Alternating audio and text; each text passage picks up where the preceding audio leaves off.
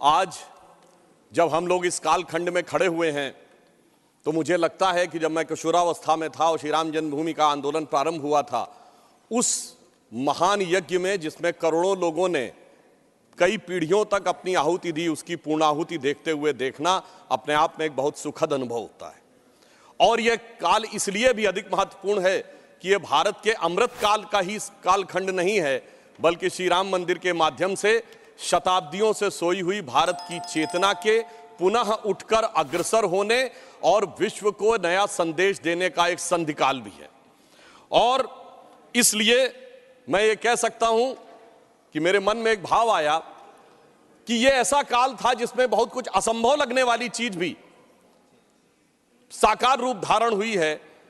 तो मेरे मन में यह भाव आया कि मानो अक्षर सभी पलट गए भारत के भाल के, साकार हुआ स्वप्न हर बला को टाल के, नए क्षितिज उभर रहे हैं अमृत काल के और दिव्य दर्शन हो रहे हैं श्री राम लाल के। मान्यवर, भगवान राम उस भारत की स्व की अनुभूति है जो भारत के स्वतंत्रता के बाद निश्चित रूप से प्रकट होनी चाहिए थी, जो अनादिकाल से भारत में उत्तर से दक्षिण तक, उत्तर में यदि गुरु गोविंद सिंह जी ने गुरुमुखी में रामावतार लिखा तो दक्षिण में तमिल में कंबन ऋषि ने वही रामावतारम नाम से ही लिखा, तो बंगला में कृतिवास ने यदि लिखा तो हिंदी में तुलसीदास ने लिखा, तो उत्तर दक्षिण पूरब पश्चिम से सब तरफ भारत के प्राण को अनुप्राणित करने वाला यह तत्व था। इसीलिए महात्मा गांधी ने भी जिस समय स्वतंत्रता आंदोलन की शुरुआत की तो अपना राजनीतिक दर्शन रखा था राम राज्य, और प्रतिदिन का भजन रखा था रघुपति राघव राजा राम, अंतिम शब्द रखा था हे राम। परंतु हे राम, मैं ये कहना चाहूंगा उन राम को भी प्राण प्रतिष्ठित करने में इतना संघर्ष करना पड़ा जो भारत के समाज से लेके आध्यात्म और मन तक विद्यमान थे, जिसे हम लोग उस आंदोलन के समय कहते थे कि ये तन प्रभु राम का, मन प्रभु राम का, तो हर क्षण बोलिए जय श्री राम की, आस प्रभु राम की, श्वास प्रभु राम की, तो प्रति क्षण बोलिए जय श्री राम की। मगर आगे समस्या ये थी तो हम कहते थे शासन चलाए चाहे सीने पर गोलियां, परवाह नहीं कीजिए शरीर और प्राण की, आए आपदाएं विपदाएं भले कितनी, बनाएंगे हम मंदिर सौगंध श्री राम की। और आपदाओं विपदाओं को पार करते हुए वह सौगंध आज पूर्ण हुई। इसके लिए अनेकानेक लोगों ने बलिदान दिया, देवी दीन पांडे जी से लेके सरदार फकीर सिंह से लेके हजारों संतों से लेके कार सेवकों तक और कोठारी बंधुओं तक। परंतु मैं एक बात कहना चाहूंगा, मैं इस विषय पे कोट करना चाहता हूं। 2003 के नोबेल पुरस्कार विजेता वीएस नायपॉल ने एक किताब लिखी थी भारत के बारे में, इंडिया ए वुंडेड सिविलाइजेशन। उन्होंने कहा भारत एक विचित्र देश है जहां पर कि अपनी संस्कृति को आघात करने वाले विषय को पढ़ाया जाता है और आघात करने का प्रयास किया जाता है, इसीलिए उन्होंने वुंडेड सिविलाइजेशन वर्ड कहा। मैं इसलिए कह रहा हूं कि जो इतिहास में प्रत्यक्ष प्रमाण थे उनको भी झुटलाने का प्रयास हुआ। श्री राम जन्मभूमि केस के सिर्फ 2 उदाहरण बताना चाहता हूं। जब मुकदमा चला तो ये पूछा गया कि भाई पिछले उदाहरण दीजिए कोई शताब्दियों के, तो विपरीत पक्ष के पास कोई उदाहरण नहीं थे। हमने फॉरेन ट्रेवलर्स के उदाहरण कोट किए। विलियम फिंच नाम का ब्रिटिश ट्रेवलर आया 1610-20 के आसपास, उसने कहीं पर मस्जिद का उल्लेख नहीं किया, सिर्फ मंदिर का उल्लेख किया। फ्रेंच ट्रेवलर आया जोसेफ टिफेंथलर 1720 के आसपास, तो वो कहता वहां पर चबूतरा है जिसमें कि और एक पक्ष में वो मस्जिद की बात करता है और बताता है कि रामनवमी पे लाखों की भीड़ लगती है। परंतु उसके बावजूद एक मजेदार बात बताना चाहता हूं, जब से ब्रिटिश डॉक्यूमेंट आया तो जो पहली एफआईआर ऑफिशियली दर्ज हुई है नवंबर 1858 में, फैजाबाद के थानेदार को रिपोर्ट दी गई है कि 25 निहंग सिखों ने आकर कब्जा कर लिया है, यज्ञ हवन किया है और मस्जिद जन्म स्थान के सब तरफ राम राम लिख दिया। और जानते हो उस पे सभापति महोदय सिग्नेचर क्या है? मुतव्वली मस्जिद जन्म स्थान। अब बताइए, जन्म स्थान पहली एफआईआर में खुद मुतव्वली लिख रहा है और उसके बाद इस विषय को इतना बढ़ाया गया। और स्वतंत्रता के बाद मैं एक बात कहना चाहता हूं, 22-23 दिसंबर 1949 की रात को जब श्री राम लला प्रकट हुए, उसके बाद यह ध्यान देने योग्य बात है, यह समुदायों के बीच के संघर्ष का विषय नहीं था, यह भारत के स्वाभिमान का विषय था। 12 साल टाइटल सूट की मियाद होती है, 12 साल तक मुस्लिम पक्ष सुन्नी सेंट्रल वक्फ बोर्ड उसमें पैरोकारी नहीं था। 1961 में, दिसंबर 1961 में, जब 12 साल पूरे होने में 4 दिन रह गए थे, तब सेंट्रल सुन्नी वक्फ बोर्ड उसमें पैरोकार बना। क्यों? कुछ सेकुलरिस्टों ने समझाया, कुछ लेफ्टिस्टों ने समझाया, और इसका उल्लेख किया कि मोहम्मद साहब ने अपनी किताब में किया है कि मुस्लिम समाज में एक बहुत बड़ा तबका मानता था कि हमें इस विषय में पढ़ने की जरूरत नहीं है, परंतु राजनीति के चलते हुए भारत के स्वाभिमान का विषय ये इसका प्रतीक बना। परंतु उसके बाद कोर्ट का निर्णय आया, संपूर्ण मर्यादाओं को पूर्ण करते हुए आज ये दिन आया। तो मैं कई बार हम लोग से कहा जाता है कोर्ट का निर्णय आया तो इसमें आपने क्या किया, तो मैं बताना चाहता हूं, हम जब जब सत्ता में आए 1991 में कल्याण सिंह जी की सरकार ने आकर 67 एकड़ भूमि का अधिग्रहण किया। उसके बाद याद करिए खुदाई पर रोक लगा दी गई थी। तो अटल जी की सरकार आई तो नई टेक्नोलॉजी आ गई, ग्राउंड पेनिट्रेशन रेडार, तो रेडार मैपिंग की गई और वो कोर्ट में प्रस्तुत कर दी गई। मतलब ऑपरेशन पे रोक थी, अल्ट्रासाउंड पे तो नहीं थी ना, तो अल्ट्रासाउंड करके दिखाया गया, देखो भाई अंदर क्या है। फिर कोर्ट ने परमिशन दी और उसी खुदाई की हुई 2003 में, और उसके अंदर जो साक्ष्य निकले उसी से 30 सितंबर 2010 का Lucknow bench of Allahabad high court का जजमेंट आया, जिसने गर्भगृह श्री रामलला विराजमान को दिया। अब जब मोदी जी की सरकार आई तो क्या अंतर था, विषय सुप्रीम कोर्ट में आ चुका था।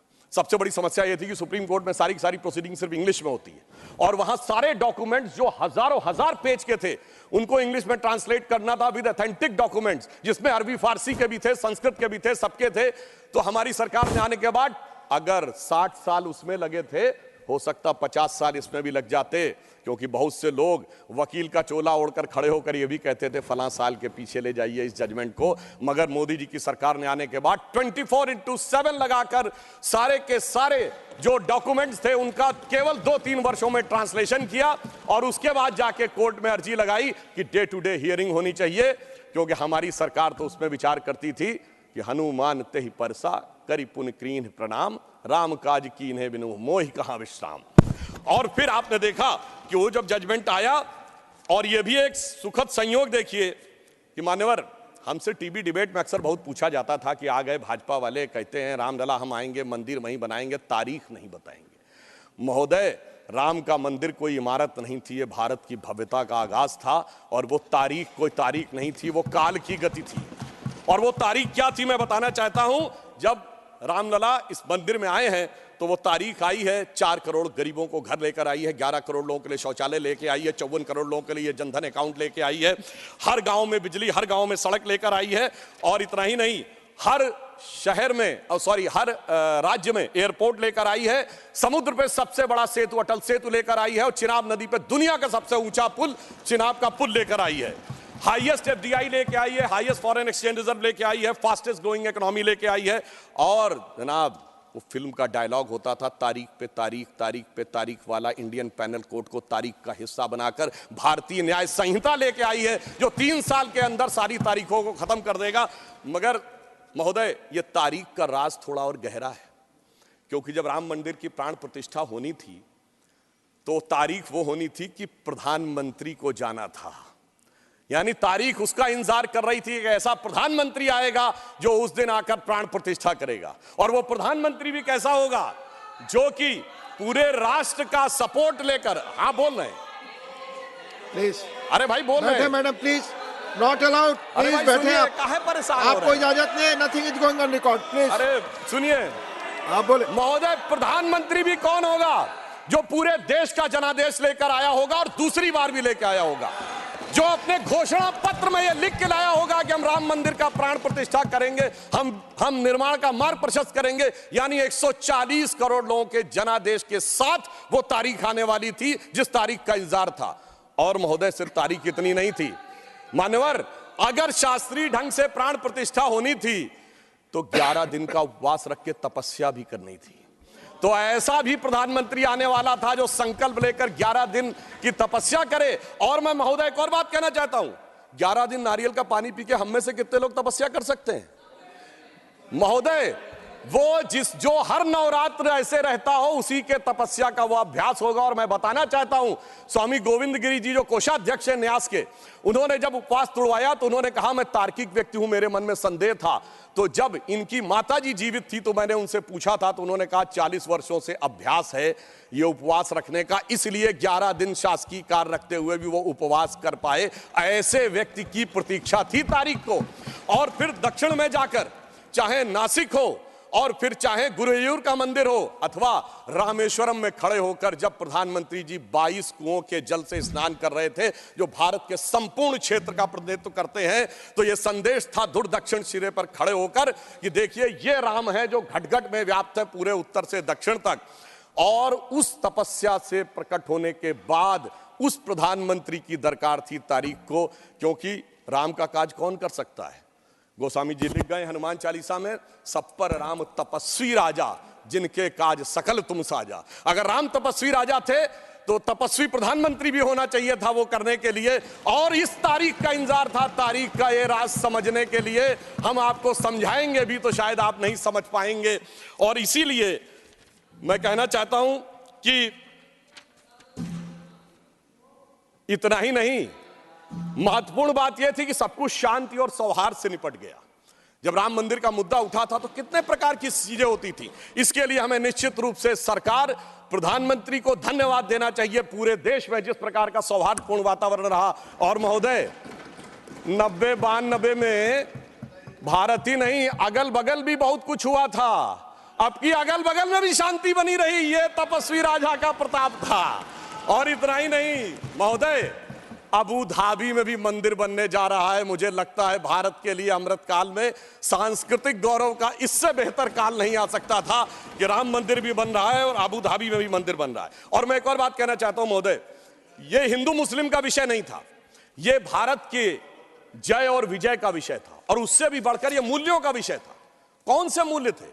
एक मूल्य वो जिसमें भगवान राम उस मूल्य के प्रतीक बनते हैं जिसमें 4 भाई हैं, पिता के एक वचन पर वन चले जाना, दूसरे भाई का जंगल जाना, तीसरे भाई का खड़ाऊ रखकर शासन करना, एक ये परंपरा थी। और दूसरी परंपरा वो जिस बाबरी परंपरा में भी 4 भाई थे, शुजा, मुराद, दारा और औरंगजेब। एक ने 3 को कत्ल कर दिया, बुढ़ापे में बाप को जेल में डाल दिया, और इतने पे भी संतोष नहीं हुआ बल्कि सर काटकर थाली में रख के जेल में बंद बाप के पास भेजा। आप किसी मत को मानने वाले हो, अपने घर में क्या देखना चाहते हैं, भाई की खड़ाऊ या भाई का सर?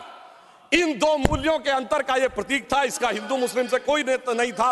और मैं अपने विरोधियों को बताना चाहता हूं, मान्यवर, उर्दू में भी एक रामायण लिखी गई है, चकबस्त रामायण, और उसमें इसी मूल्य को अप्रिशिएट किया गया है कि जब भगवान राम राजा दशरथ से अनुमति लेकर जाते हैं तो उर्दू के प्रसिद्ध शायर चकबस्त ने, और वो लखनऊ के रहने वाले थे, उन्होंने लिखा है, रुखसत हुए वो बाप से लेकर खुदा का नाम, रुखसत हुए वो बाप से लेकर खुदा का नाम, और राहे वफा की मंजिलें अव्वल हुई तमाम।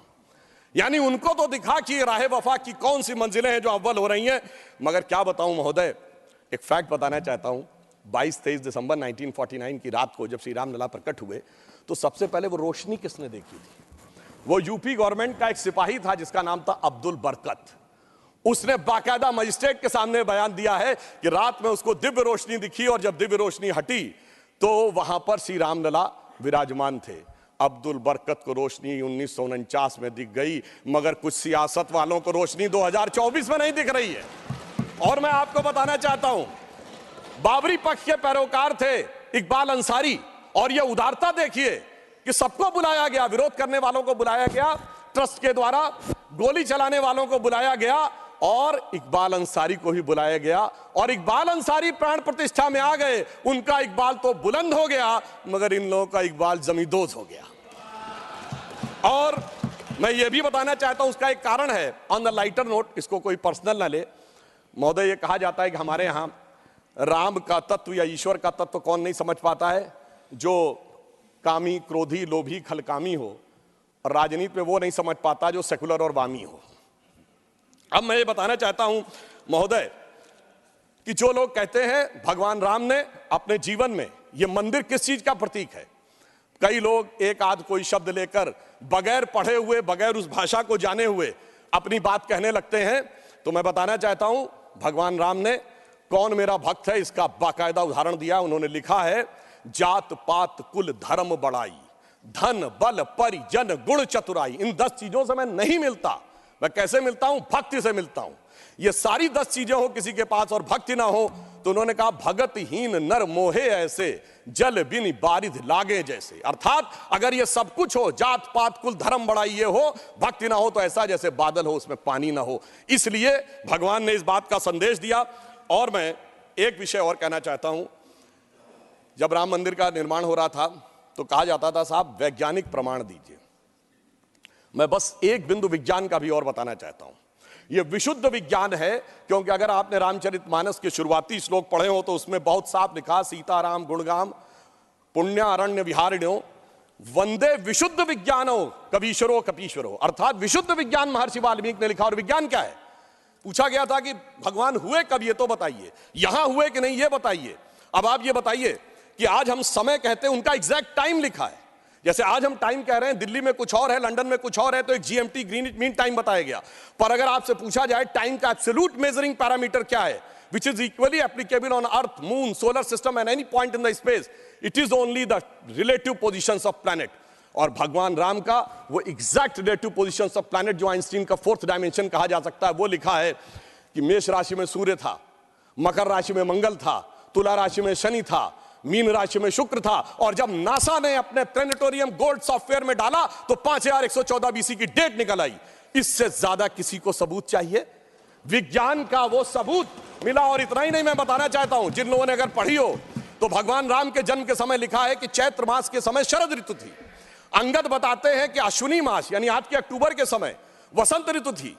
और इतना ही नहीं, कहा गया जब किष्किंधा से भगवान निकलते हैं तो धूमकेतु टकराया था मूल नक्षत्र से। और जब एस्ट्रोनॉमर्स ने इसकी गणना की तो वो ठीक डबल हो जाता है, 14,000 साल पीछे आता है। इसका मतलब प्रमाण देखने हैं तो प्रमाण जमीन के नीचे से भी निकले, शाही फरमानों से भी निकले और आसमान से भी निकले। समस्त मर्यादाओं को पूर्ण करते हुए हमारे ये इस विषय के ऊपर आए। और मैं एक बात और कह दूं, कभी कहा जाता था महर्षि वाल्मीकि ने तो रामायण भगवान राम के पैदा होने से पहले लिख दी थी, और कहा जाता है भविष्य में जाके लिख दी। कहा जाता है गप है, बकवास है, कैसे हो सकता है। महाभारत कहा जाता है वेद व्यास ने भूतकाल में जाके लिखी, वैशंपायन के समय। अरे ऐसा कैसे हो सकता है? मैं पूछना चाहता हूं, 1916 में आइंस्टीन की थ्योरी ऑफ रिलेटिविटी देने के बाद अब time travel forward, time travel backward बकवास है क्या? अगर किसी ने साइंस नहीं पढ़ी है तो उसे समझना चाहिए। मगर मैं ये नहीं कहना चाहता हूं इसको कह के, मैं कहना चाहता हूं हमारे ऋषि त्रिकालदर्शी थे, और ये टाइम ट्रेवल तो बहुत छोटी बात थी जो अब धीरे धीरे लोगों को समझ में आ रही है। और मैं एक विषय और कहना चाहता हूं, हम सब ने भगवान राम के मंदिर तो देखा, वहां पर दूसरा सबसे बड़ा मंदिर कौन सा? हनुमानगढ़ी का। आपने हनुमान जी के सैकड़ों हजारों मंदिर देखे होंगे इस देश में, लवकुश का मंदिर देखा है कभी? नहीं। हमारे यहां पुत्र का महत्व नहीं है, शिष्य का महत्व है, भक्त का महत्व है। हमारे यहां बायोलॉजिकल सक्सेशन का महत्व नहीं है, स्पिरिचुअल सक्सेशन का महत्व है। इसीलिए द्रोणाचार्य के बेटे का स्थान ऊंचा नहीं है, शिष्य का स्थान ऊंचा है। इसीलिए हम हर जगह गुरु शिष्य परंपरा की बात करते हैं, पिता पुत्र परंपरा नहीं होती। भगवान राम का चरित्र इस बात का उदाहरण देता है कि हर जगह आपको हनुमान जी के मंदिर मिलेंगे, वो भी राम से ज्यादा मिलेंगे। और मैं अंत में यह कहना चाहता हूं महोदय, एक बार एक डिबेट में वो कहने लगे कि भाई you are talking about the Ram temple, how does Ram temple fits in the 21st century emerging India who aspires to become a technologically advanced and become the economic superpower with the youngest population, where does Ram Mandir fits in that? मैंने कहा सुनिए महोदय, हम 21वीं सदी में भारत को सिर्फ इकोनॉमिक, इंटेलेक्चुअल या मिलिट्री सुपर पावर नहीं बनाना चाहते, हम वर्ल्ड लीडर बनाना चाहते हैं। और जब वर्ल्ड लीडर बनाना चाहते हैं तो it should symbolize the certain set of values which will inspire the world. और अगर सारे श्रेष्ठतम मानवीय मूल्यों का प्रतीक कोई एक होगा तो वो भगवान राम का मंदिर होगा, जो विश्व के सबसे श्रेष्ठतम मानवीय मूल्यों का प्रतीक होगा। कैसे? मैं आधुनिक जियोपॉलिटिक्स से बताना चाहता हूं। आज कोई एक देश किसी पर अटैक कर रहा है, रशिया यूक्रेन की लड़ाई चल रही है, चाइना का ताइवान के साथ प्रॉब्लम चल रहा है, इराक और उसका चला। क्या है डिप्लोमेसी में? नंबर 1 एनेक्सेशन, दूसरे देश को मिला लो। दूसरा है सब्जुगेशन, वहां अपना डिप्यूटी अपॉइंट कर दो। और तीसरा है डोमिनेशन, उसके साथ संधि साइन कर लो। भगवान राम ने क्या लंका को जीतने के बाद एनेक्सेशन किया? नहीं। क्या वहां पर कोई अपना डिप्यूटी बैठाया यानी सब्जुगेशन किया? नहीं। कोई ट्रीटी साइन कराई, डोमिनेशन किया? नहीं। तो मैं कह सकता हूं आज के जियोपॉलिटिक्स वर्ल्ड में जब क्लैश ऑफ सिविलाइजेशन कहा जाता है तो उसका प्रतीक वो राम मंदिर दिखेगा, जो पूरी दुनिया को बताएगा कि पीसफुल को एग्जिस्टेंस कैसे हो सकता है बगैर एक दूसरे से लड़े हुए। इसलिए मैं कह सकता हूं 21वीं सदी का महान भारत बगैर राम मंदिर के संभव ही नहीं है। और अंत में मैं सिर्फ ये कहना चाहता हूं, ये एक नया इतिहास बना है और यह हमारी सरकार और माननीय प्रधानमंत्री जी की उस दृढ़ इच्छा शक्ति का प्रतीक है जिसके लिए कहा जाता था अरे 370 कभी हटेगी नहीं, राम मंदिर कभी बन ही नहीं सकता। मगर ये वो लोग कहते हैं जो फूलों के हार पहनते हैं। हमारे प्रधानमंत्री जी अंगारों के हार पहनते हैं, और जो अंगारों के हार पहनते हैं वो इतिहास को बदलने में निश्चित रूप से सफल होते हैं। इसलिए मैं अंत में ये कहना चाहता हूं, अपनी सरकार को बधाई देते हुए, श्री राम जन्मभूमि न्यास ट्रस्ट, हमने बहुत साफ कहा था हम मंदिर नहीं बनवा रहे, मंदिर न्यास बनवा रहा, हम सिर्फ मार्ग प्रशस्त कर रहे हैं। दूसरों ने कहा था कि हम वो बनवा रहे हैं, तो हम सिर्फ उनके लिए कहना चाहते हैं प्रधानमंत्री जी की तरफ से कि अंगार हार उनका जिनकी सुन हाँक समय रुक जाता है, अंगार हार उनका जिनकी सुन हाँक समय रुक जाता है, आदेश इधर कर देते हैं इतिहास उधर मुड़ जाता है। धन्यवाद।